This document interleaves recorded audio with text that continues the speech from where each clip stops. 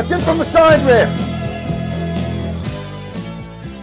Welcome back to In From The Side. We're back with another show. I'm here with my co-host, a man so biased, he's the only one that will pick 3 South Africans on his Mount Rushmore, watching rugby through green and gold tinted glasses and loving it, Matthew Rhodes. Matt, G'day. good to see you, buddy. Thanks, buddy. Good to see you too.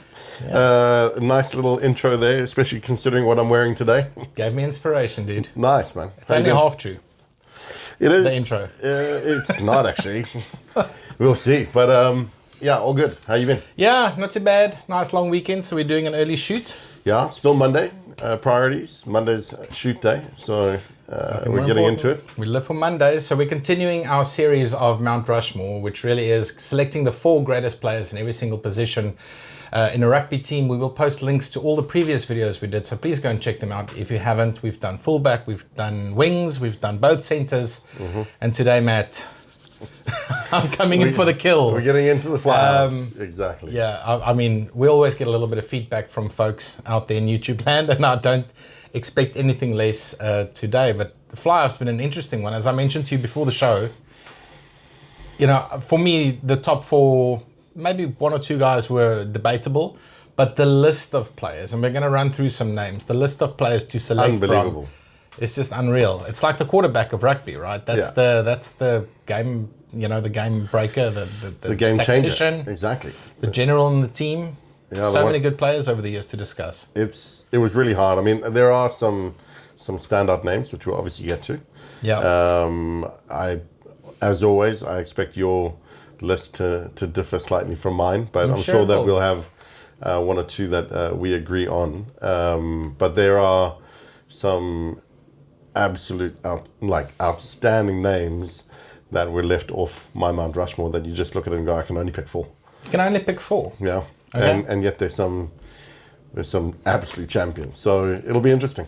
Yeah, and again, these lists are subjective. So if you don't agree with us, rather tell us who you would have picked on your Mount Rushmore. It really is based on just our own opinion. It's not facts-based. It's not based on statistics necessarily. It might be, you know, who were your heroes growing up. So let's get into it, Matt. Who's that first rock star on the side of Mount Rushmore? Yeah, so on my Mount Rushmore, I know you said that stats don't really come into it always, but for this guy is just outstanding. So I couldn't look further than Dan Carter.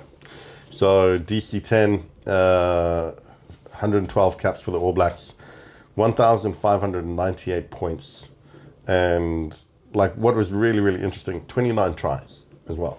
So from doing the research and looking into the Flyhalves, there were guys that had points tallies that were, you know, outstanding, but their try contributions were maybe low within the 5s or 10s. 29 tries is A pivot. That's insane. That's insane. And so so 1,598 points, including 293 conversions, 281 penalties, and 8 drop goals at an average of 14.27 points per game. That's I mean, to do that consistently over 100 tests, over 15 years, 13 years he played for the All Blacks. It's unbelievable. What was that stat you told me on the weekend about his, was it conversions in World Cups, or what was that? I'll get to that. Okay, I've got a few. Jumping the gun. I've got a few stats to get to run through, but his 14.27 points per game is the highest average for any player who scored more than 500 test points. But not only that, obviously, you know, international is what we're obviously looking at, you know. Yeah. But you talk about week in, week out. So 243 senior career appearances across, you know, 2,937 points at an average of 12 points per game.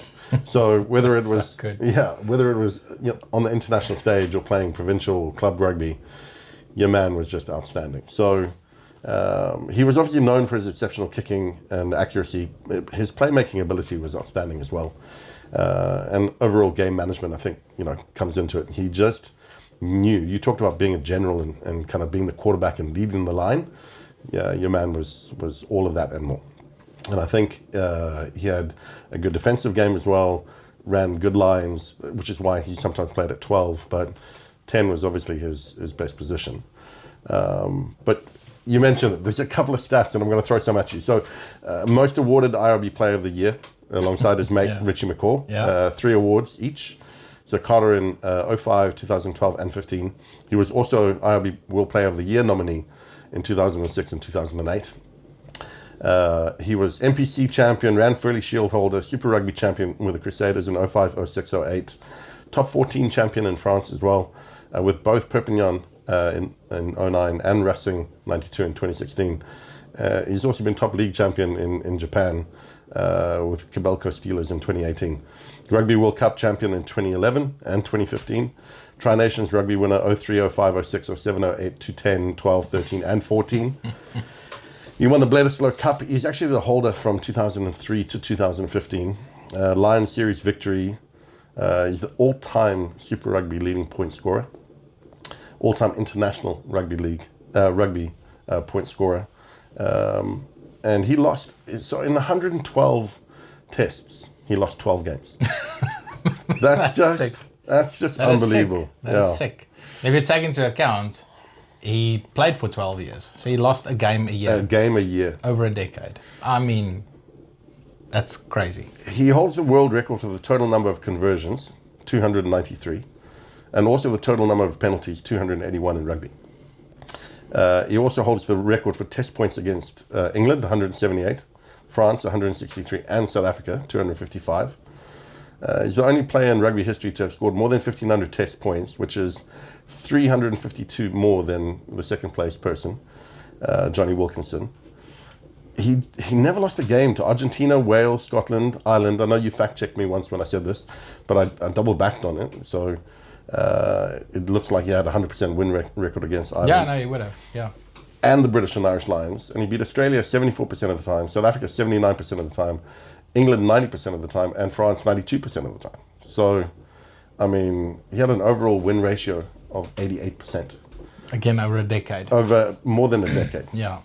He scored, as I said, 29 tries, 5 of which were against Wales, where he got a brace in 2 separate games, 4 against England, 3 against South Africa and Australia each, and a couple against France, Scotland, Italy, and the British and Irish Lions. In that game, actually, where he scored the 2 in the British and Irish Lions in 05, he starred in their 48-18 win. So he scored 2 tries, 5 penalties, and 4 conversions in the same game. Like, he was just unbelievable. And in 2015 World Cup final against Australia, he scored 4 penalties, converted 2 tries, and with the final one he took with his right leg, with his right foot. So on the 15th of August, he played his final test for New Zealand in the Bledisloe Cup decided at Eden Park, which meant when they won it, that was a trophy he never lost. Yeah. From the first time he played, like the awards, the accolades and the awards for this guy are unbelievable. Unbelievable. Well, you leave me with nothing to say because you've summarized it. He's top of my Mount Rushmore. He has to be. I think that's the one name that we both will have on our mountains that no one in the comment section will argue about. I'd be very surprised if someone pipes up and says, no, Carter's not a top 4 Flyhalf. Like, it's undeniable and the stats don't lie. I know I said stats doesn't always factor into it. When you're a Flyhalf and you kick for points, it does. That's a big deciding factor. And he was just a complete player. Clutch. Complete player. And, there's a couple of times that he struggled with injury and he still got to 100 tests. Like, he dominated that position more than anyone before or after him, more than Barrett, more than Mertens, more than Spencer, more than Grant Fox. We're going to get to some of those names later. Like, I think as we've gone through this series, there's a couple of players we spoke about as being once-in-a-generation players. Cullen being one of them, Carve being one of them. Carter's up there. Yeah. I don't think we'll see his likes soon again. As good as other Flyhalves are, the stuff that he did and the way he dominated on the field, sure, he played in a fantastic team and the forwards dominated. They made it a little bit easier for him, playing for the Crusaders, playing for the All Blacks, but still you've got to deliver on the biggest stage. And he did it week in, week out. I've got some very vivid memories of some great plays. He scored some beautiful tries against England. His distribution skills, his passing with both hands, I think made him lethal. And Nonu and Smith and all the guys playing outside of him, they reaped the rewards of his vision. He could play deep and play flat. Like, he knew exactly, and that's what a general does, right? He makes the right decisions. He could stand in the pocket if they needed to play tight. He had a prolific boot on him. I remember there was a test against Wales, was it in 04 or 06, where he just kicked them to pieces, like long range. If the 50-22 was a thing in those days, he would have won about 10 of them in that test. Like, he was so unbelievable with his tactical kicking. Always got the team in the right position on the field, and then attacked from there. Again, like you said, defensively strong, really good rugby brain on him. He's a once in a lifetime player. So no argument. He's up there. He's. I think he needs his own mountain though. Mate, he's Mount Carter. DC10. Yeah. I think so. It's it was very hard to look beyond him as the first name on the Mount Rushmore list. Totally agree with you. What a legend. Okay, so we're 1 from 1. I think out of the 4 we might agree on one more. Okay, who'd you got to? Let's go to the Northern Hemisphere. So I had to pick Johnny Wilkinson. Okay. I think he didn't get to 100 tests because he did struggle with injury. But again, if we talk about Carter and the things that he did on the field, Johnny, for me, was the complete player. And when we get to one of my other picks, we're going to talk about defense, right? With Johnny Wilkinson and with Carter, defense was never an issue. He was such a good tackler in open play. Like, he would dominate forwards in open play. Tactically very good with a boot. The way he handles pressure in pressure moments.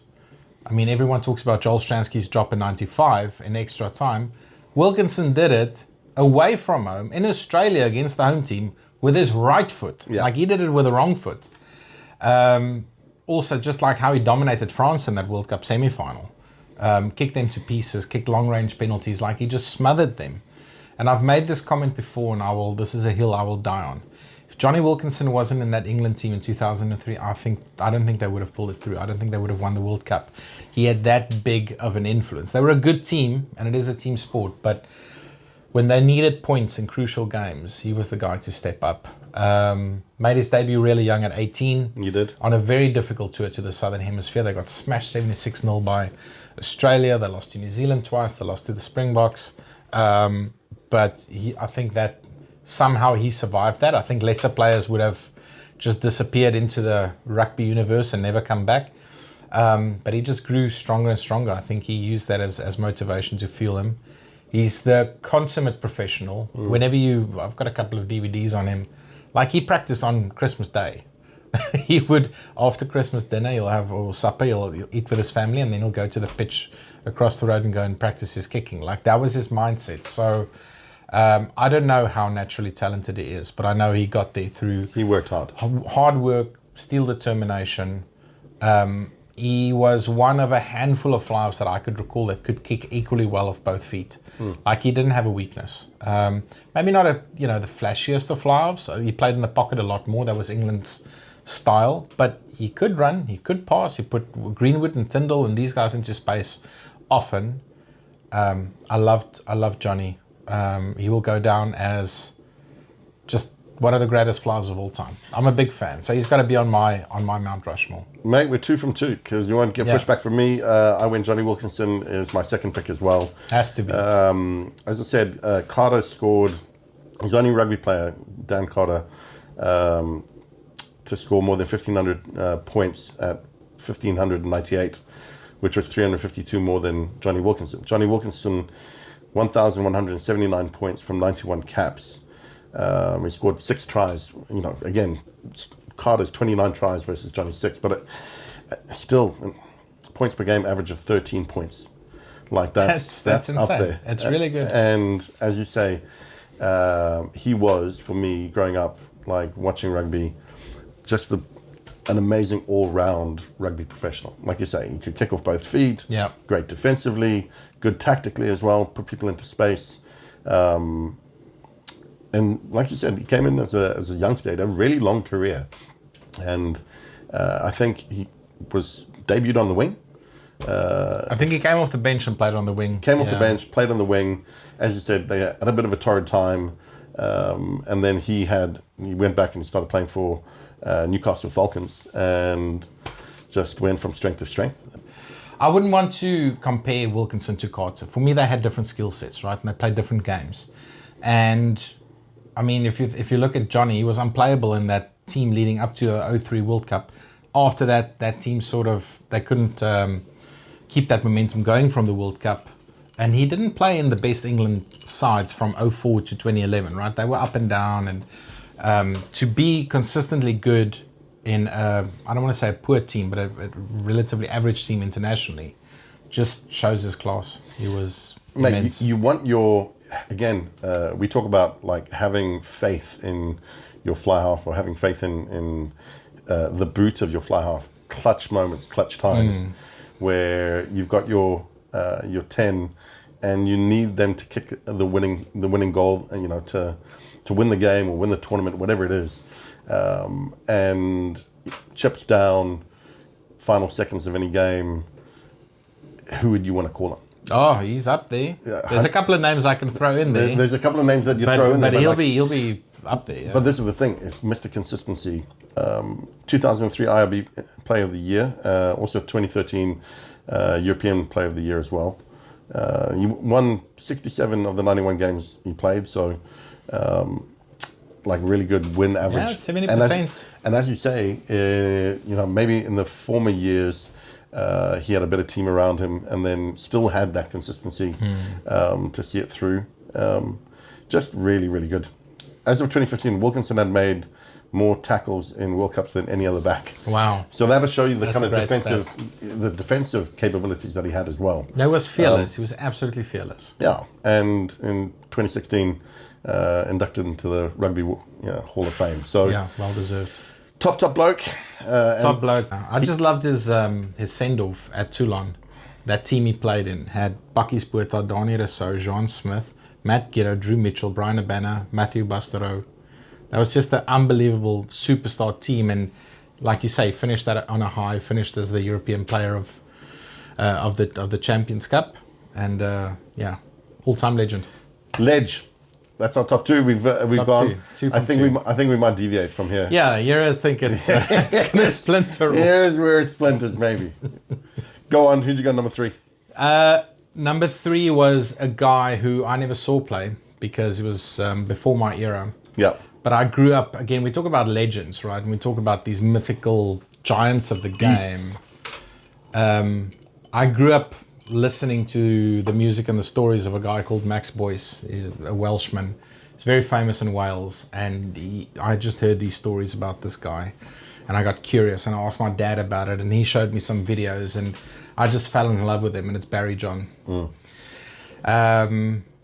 King John, all-time Welsh legend. It was so difficult because I think we can just pick a Mount Rushmore of Welsh fly-offs. You know, they had Jonathan Davies, they had Cliff Morgan in the 50s and Phil Bennett, who, if you have this argument between me and my dad, I'll pick Barry John, he'll pick Phil Bennett. He was a big Phil Bennett guy. But Barry John for me was just one of those classic fly-offs that had the complete skill set.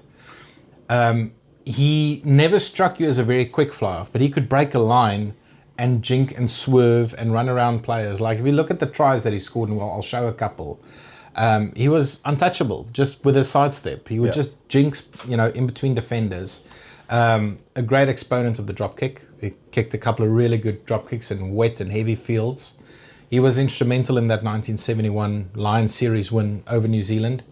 Phil Bennett did the same in South Africa, but Barry John unfortunately retired at the age of 27. He retired really, really early. He should have played another 6-7 years at the highest level, but again, then we probably won't have seen Phil Bennett coming through. So I think for the Welsh folks out there, it was beneficial that he retired early because you got to see Phil Bennett. But for me, again, just growing up, hearing stories of him and then being able to see footage of him play later on and watch full matches of him, which I do have access to. Again, just a general. He ran that show, him with Gareth Edwards at 9, and guys like John Dawes and Taylor outside of them, and JJ Williams and Gerald Davies and JPR, that backline, they were just superstars, and he was the lead singer in that band. Loved Barry John, had to get him on. Mate, you talked about that particular team and that era of Welsh rugby as being rock stars. And so to hear you describe them as that kind of band and him at the helm as the lead singer, I can understand. And in my research and kind of looking into, players of the past, I didn't know Barry John. I haven't had the time, or at least I haven't seen enough of his stuff to really have a grasp of how good he was. But in the forums and in the sort of chats that I was looking at, his name came up consistently. Yeah, it does. And so it's a great shout, and I think all the Welsh people out there would be supporting that idea. I think non-Welsh folks out there who know of Barry John will agree with me. I actually want to hear from the Welsh folks out there, because that's always a hotly debated one. Like, they go further back and they'll say Cliff Morgan was better. People who saw Cliff Morgan play will say he was better. And then there's a lot of people in the Phil Bennett camp. And then for some reason, I don't know why, I'm not saying he wasn't a good player, but a lot of people rate Jonathan Davies and says, you know, he was in the 80s, he was like the best fly that they had. I don't think he's quite at that level. But for me, personally, I'm a Barry John guy. Subjective. And for me, one of the things that I struggle with is I had a Welsh Flyhalf in there as well for a time. And unfortunately, he misses out. But Neil Jenkins was going to be my consideration. 87 caps, 1,049 points at 12 points per game. Again, we're talking about that consistency. And when I was looking at Dan Carter, Johnny Wilkinson, senior career for Neil Jenkins, 308 caps, 4,139 points at 13.4 points per game. Like, he's up there, right? He's up there. And I didn't know Barry John, and I didn't watch those other lads growing up, but I watched Neil Jenkins, and I watched him a lot. And for me, he was an outstanding fly, but again, he was just deadly with his boot. I think he was underrated. Very underrated. People forget how good he was. Yeah. And I think, look, he had a running game, but obviously, to this day, I don't think I've seen as much consistency off the boot. Whenever there was a penalty in playing against Wales, if we were watching the game, I'd be like, it's going in. No, you were in shit, mate. Yeah, exactly. If you gave him Wales a penalty in kicking range. Yeah, you were just like, oh my days. So he was in there for me, but one of the criterias that I've been using to sort of qualify, for us, Rugby World Cup's a gold standard. And unfortunately, he never won a World Cup, even he was as good as what he was.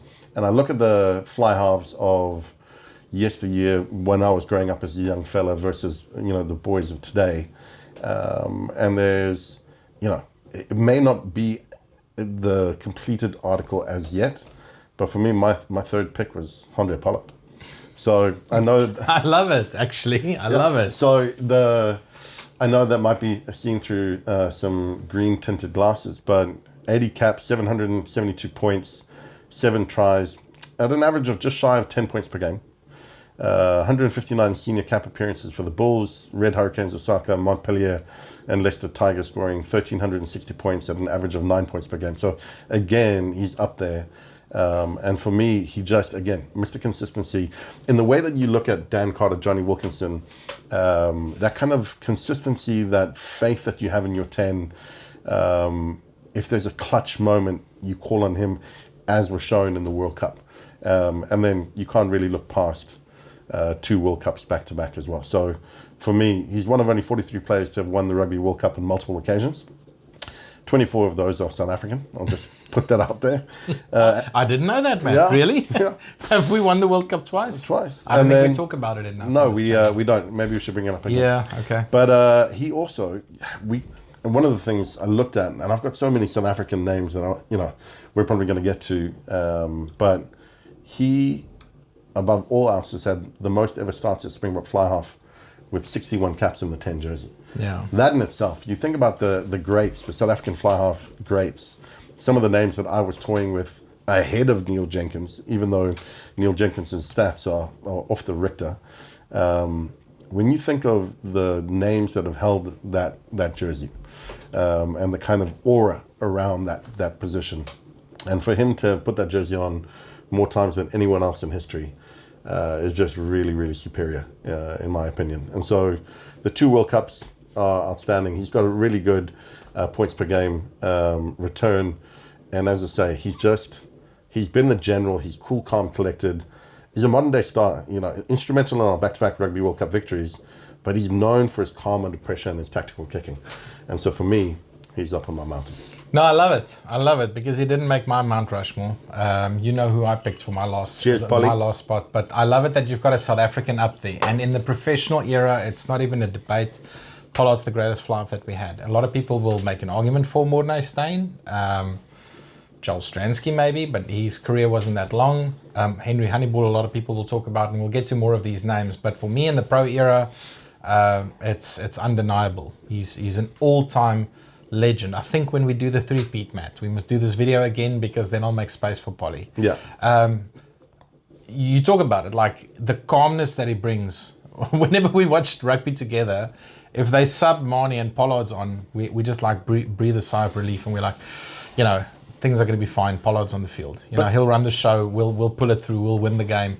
And 9 times out of 10, that's how it works out. Like he understands the game. He's a thinking rugby player. He is that general.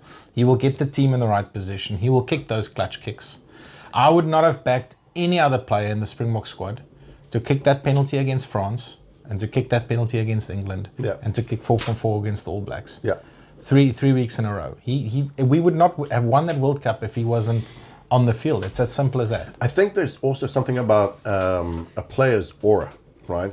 So when you've got 14 other blokes around you on the field and you're looking to the man left and right, you know, there's some key positions where they are, you know, the impetus within the game hinges on their ability to drive the team and drive the points on the board and just keep everything ticking over. And if that individual, especially at 10, has a calm head on them, everyone else is calm and they have, there's composure, which I think is a great way of describing Polly. Yeah. When other 10s are on the field, we won't mention any names, but I think you can see, as much as there's flair, Carlos Spencer was great, but Andrew Mertens had the calmness about him. And so that's why I think Mertens was looked over Carlos's flair so often, right? Yeah. Polly comes on, and everyone just breathes a sigh of relief because they know how good he is. They know how good he is. They know he's going to run the game well. He's going to kick out a hand perfectly, put them into good positions. He's going to make the right decision to put people around him through the gaps. And if it comes to it, right at the death, if we get a penalty, he's kicking it. He's kicking it. Yeah. I love it. I'm a big fan. And the best of all is he's coming home. Yeah. Next year he's going to play for the Bulls. You're chuffed. I mean, I'm super chuffed. You mentioned another Bull there, which I think, just for a second we need to stop on. Mornay Steyn, 52 caps. Legend. Absolute legend. 742 points at a 14 points per game average. That's, that's up there. That's really up there. Senior career of 363 caps, 3,218 points, again at 9 points per game. 3 Currie Cups and Super Rugby titles each, 1 Rugby Championship, a Top 14, an EPCR Challenge Cup titles, 2 successful British and Irish Lions Tour victories as well, which kicking the winning penalty in both series. In both of them, in 09 and 2021. And, apparently he's the only player in history to win 2 British and Irish Lions series as part of the hosting side. So, I mean, for Polly to keep out someone like that within our own country framework, you're up there, boy. Yeah, absolutely. No, that's a worthy mention. Okay. Who's the last player on your Mount Rushmore? This is a tough one because there were so many names. So there's a couple that are just going to miss out, and I'm probably going to get people throwing things at their laptops or whatever at the minute. But I had Owen Farrell at one stage. Yeah. You know how much... he's on my list. 112 caps, 1,237 points, 10 tries. So he had 4 at fly and 6 at centre, which he's played quite a bit. But I think Flyhalf is, I know it's his preferred position. 11 points per game. And then with Saracens, 10.7 points per game as well. Or Saracens and Racing 92. Johnny Sexton, he was in consideration. 118 caps, 1,108 points, 19 tries as well. I talked about Neil Jenkins, Ronan O'Gara. I was looking You're at... a big Rog fan. I'm a big Rog fan as well. Yeah. 128 caps, 1,083 points, 8.4 per game. And then a couple others. We talked about, Mornay Steyn, Andrew Mertens as well. 967 points from 70. Mertens was a complete fly-off. From 70 Classic caps. fly-off. 13.8 points per game. Like, you just think that's just consistency. But for me, look, back and forth.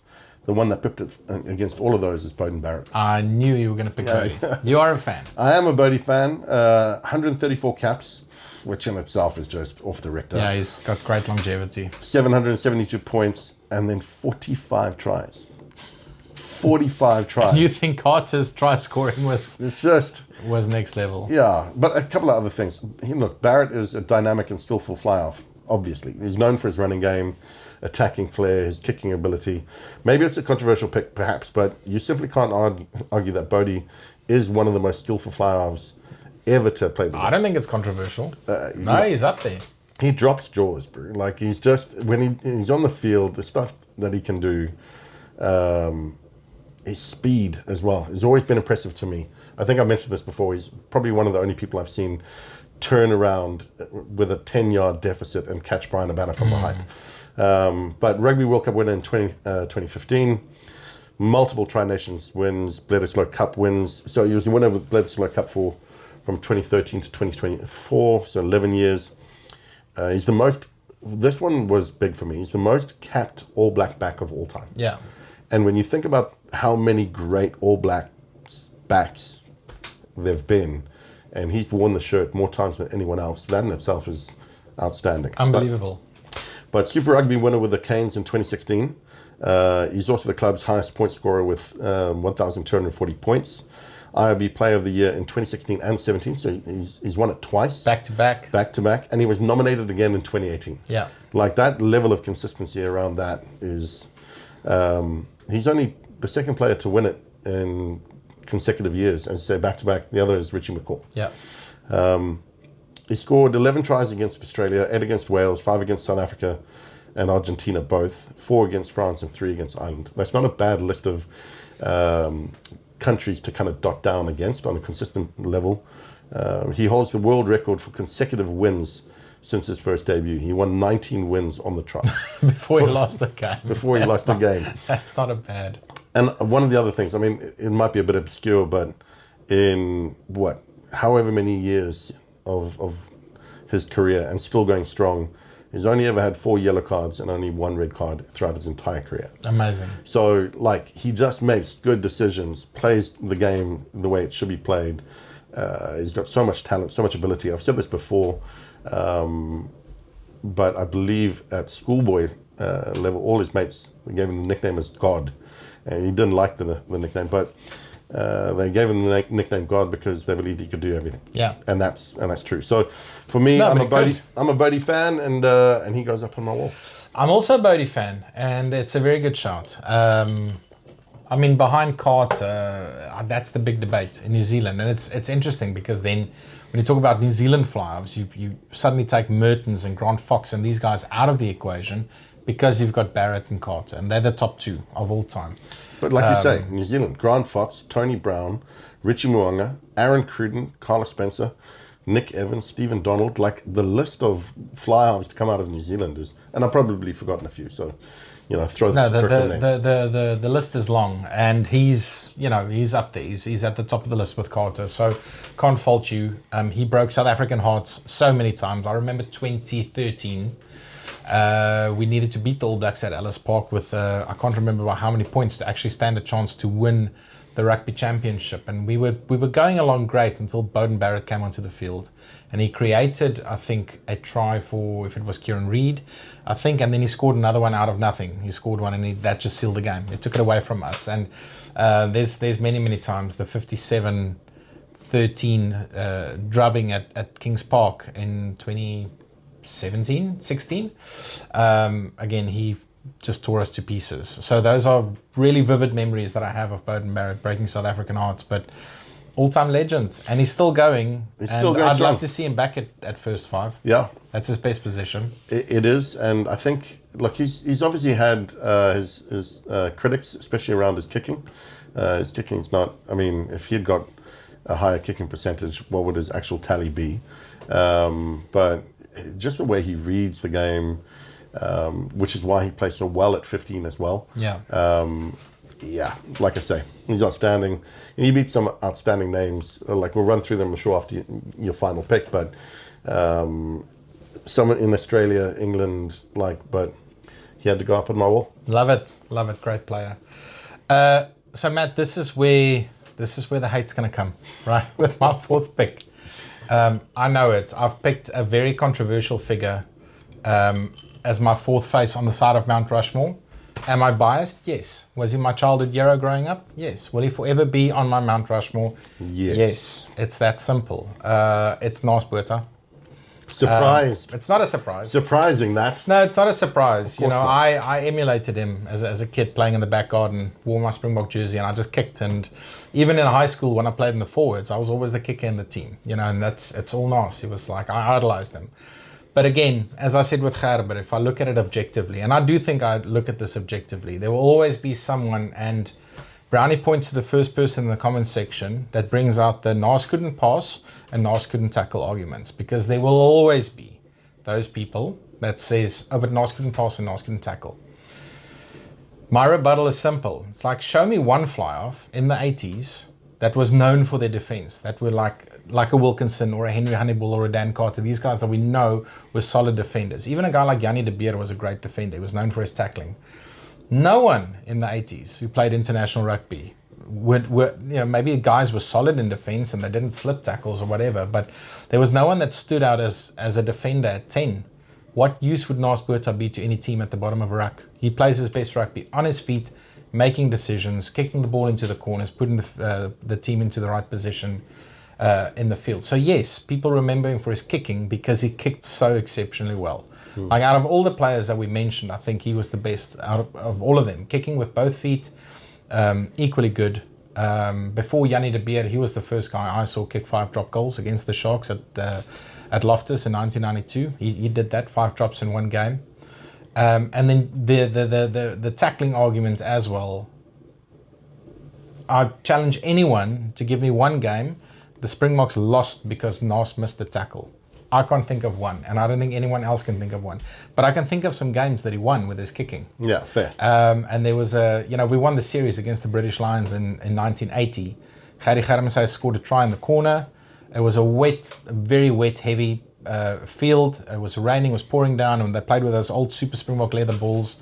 And Naas kicked that conversion from the touch to win the series. If you think of that 1987 Currie Cup final against Transvaal, Northern Transvaal were trailing, and at halftime he literally just said to the team, give me the ball, I'll do the rest. And that's all the forwards did. They gave him the ball and he won again in a hailing and rainy, wet Ellis Park on that day. He kicked the Bulls to victory. And there's so many examples that I can go and pick where Naas actually took control of a game and won that game in situations where no one should have won that game. Another reason why I think he's up there is you've got to take someone like Donnie Craven's opinion into account. And Craven called him a genius. And that's someone that I have a lot of respect for. I think he's one of the best rugby brains in the history of the game. He's watched more players than anyone out there's watched.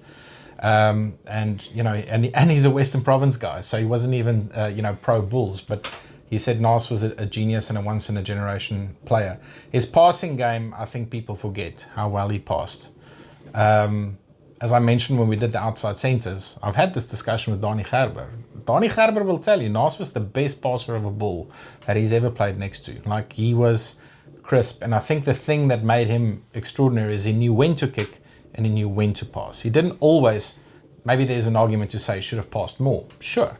But the type of rugby that was played in South Africa was very much get the ball in the opposition half, you play your percentages and then you attack. And I'm going to show some highlights of Naas passing, Matt. He could pass, and he could pass really well. So that's not a valid argument. I think he was one of the best readers of the game that I've ever seen. And I don't really care what the comment section is going to say. He will forever be on your Mount Rushmore. My Mount Rushmore. Fair play, mate. Like, at the end of the day, this is, as I say, it's your Mount Rushmore. But to give you some credit here, you're not the only person that thinks that he's an outstanding 10. In doing my own research for this, and you look at other people's top 10s of all time, he's consistently in the list, and he's on the conversation. Yeah. So many people holding him in high stead and picking him as their top or top 3, top 5, but definitely in the top 10 in terms of conversation. So it's interesting because outside of South Africa, he gets a lot of respect. Yeah, he does. In South Africa, to this day, I mean, he's in his 60s. He's 67 now. He still divides opinion, and he's still controversial, and people still don't agree about him.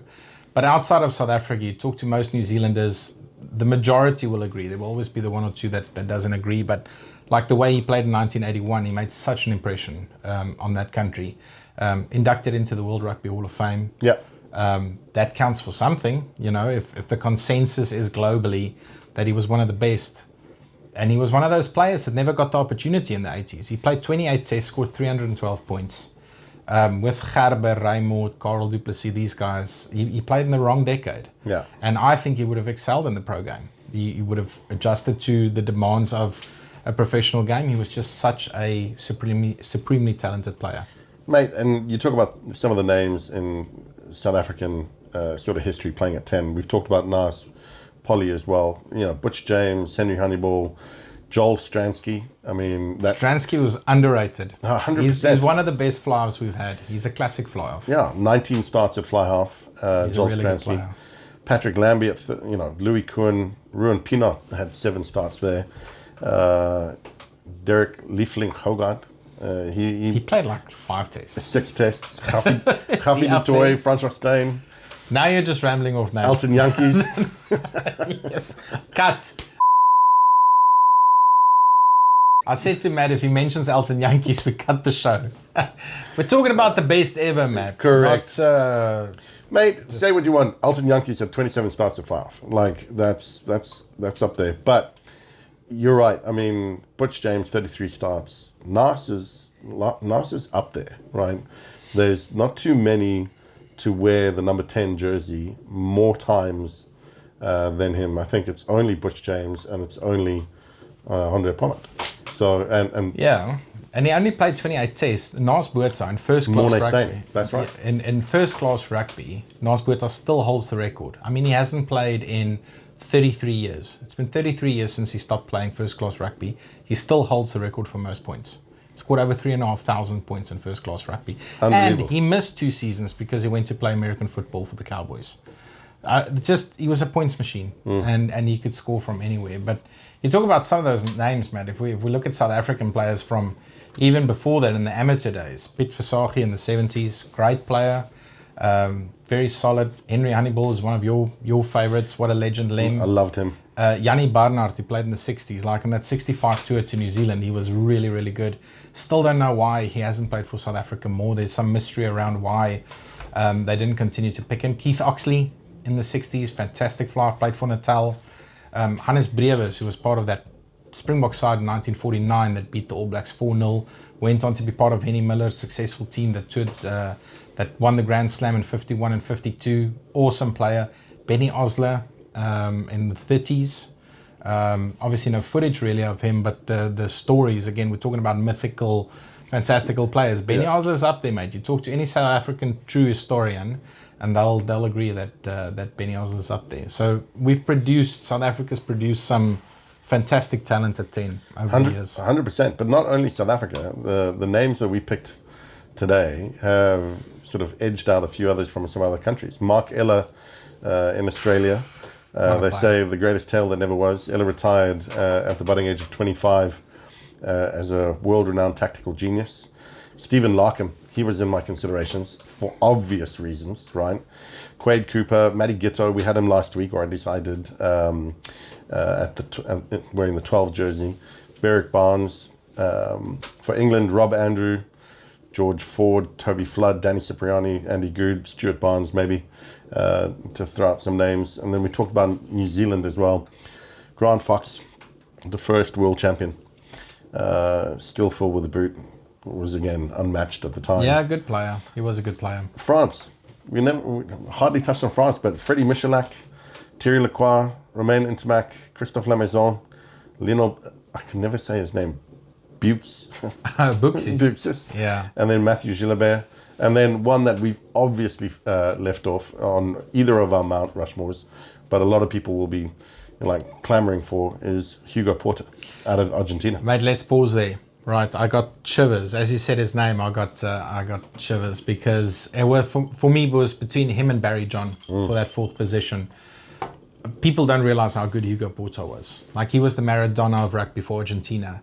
In 1982, the South American Jaguars toured South Africa. They couldn't come as Argentina, but they could tour as South America. But it was pretty much an Argentinian test side. They lose to the Springboks in the first test at Loftus, 50 points to 18. It's the first time ever that the Springboks score 50 points in a test. A week later, we play them in Bloemfontein. They win, 21-12. Hugo Porta scores all the points. And he was just, like Nas, like Carter, like Wilkinson, running the show. He literally said to the guys, you give me the ball, I'll make the decisions. I'll get us in the right positions on the field, and I'll kick the points, and we'll make the plays. He was... I don't think enough credit goes to Porta. Yeah. He was Argentina's ambassador to South Africa for many, many years. He's got very tight ties with South Africa. But as a player, it was really difficult for me not to pick him. I loved him. He was a fantastic player. Yeah, and many people would agree with you. He's again, looking at all the online forums and other chats, people have had this conversation before. Who's your Mount Rushmore? Who's your top 10?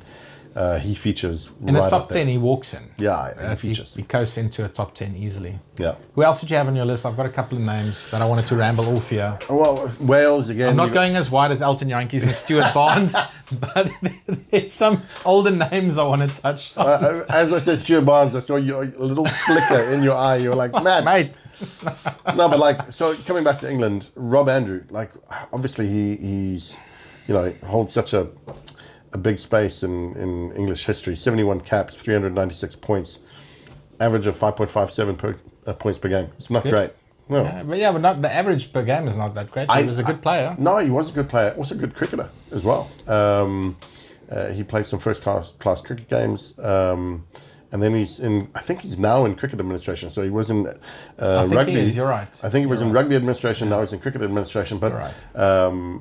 I was always frustrated watching Rob Andrew play, because I felt like if the ball came to Andrew, he was kicking it. Yeah, if you want to talk about a kicking fly-off, he kicked way more than us. Mate.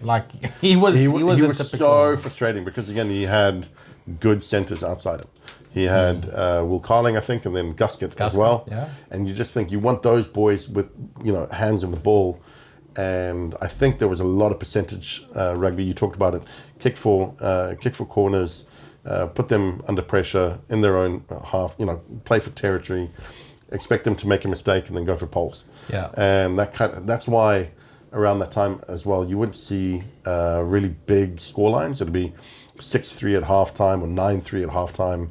And it's like, it was quite negative rugby, I felt, growing up. Yeah. And at the heart of that, as a youngster, I thought Rob Andrew was very much at the heart of that, because he would kick so often. And it made for some ugly watching at times. Yeah, that's fair. But yeah, those names, the other names that come to mind, Wales, Dan Biggar, Stephen Jones, a really good fly-off. And then for Scotland, Finn Russell, and I mentioned him before, Dan Parks, but none of them come into a Mount Rushmore. No, I don't even know if they're worthy mentions, with all due respect. Great players, all of them. But I like your list. A couple of other names that some of the older guys will remember. Talking about English fly-offs, there was a guy called Richard Sharp, who played many, many decades ago. He was fantastic. One of the best fly-offs ever to play for England. And then for Ireland, Jackie Kyle. Now, a lot of true Ireland fans will say, forget O'Gara, forget Sexton, Jackie Kyle's the man. He was the best fly-off that we ever produced. Haven't seen much of him play, but heard so much and read so much about him. Again, old Irish historians will say he's the guy. For Scotland, John Rutherford, I've mentioned him a couple of times on the show. I really loved him. He was a guy who played really flat, could break the line, very much like Finn Russell 30 years before Finn Russell, right? He was really good. And then we spoke about Phil Bennett, Cliff Morgan, Jonathan Davies. And then Didier Camberabero, French fly-off legend. He's worth a mention. Probably not the greatest that they've ever had. For some reason, France have had some good names, but not really world-class names like a Carter. But for me, Camberabero was up there. Freddie Michalak for me was really, really up there. And Terry Lacroix, but also because of the Sharks connection. Absolutely. Last quick honorable mention, as we spoke about Hugo Porta, I forgot two other Argentinian legends, Juan Martín Hernández and Nicolas Sanchez. Yeah. I think both of them just deserve a mention, because they've been such stalwarts of Argentinian rugby for many, many years. So Contepomi as well? he played Flyhalf, he played centre as well. Yeah. I don't think we mentioned him in our previous show. I think we did. We did towards the end. We did towards the end as well, but like... worthy mention at Flyhalf as well. Worthy mention at Flyhalf, really, really good. But Nicolas Sanchez, again, another... You put the ball down anywhere on the field, he's going to kick it. Yeah. He's going to kick it through the poles. Juan Martin Hernandez, again, really good with ball in hand. Good tactical, now good kicker. Argentina have had some great players in that position. Players, yeah. Yeah, but Hugo Porter, of all of them, is the one that stands. Oh man, head and if we could have 5 peaks on that mountain, I would have included him easily. But this was fun, mate. I like your Mount Rushmore. Let's hear what the folks out there say. Tell us if you agree or disagree with us. Leave your comments on the comment section below. But before you do that, click the little notification button. Give us a like. Give us a subscribe. If you click the notification button, you'll get notified every week when we post new videos. We love the banter. Throw it our way. Go and follow us on Facebook, YouTube, Instagram, TikTok. We're on all the social medias. We're going to do this again next week, and we're going to look at scrum halves, which I'm really excited about. Nice. And it's going to be a lot of fun. Thanks, Matt. It's been awesome. Always fun, brother. I'll chat to you next week. Nice. Cheers. Cheers.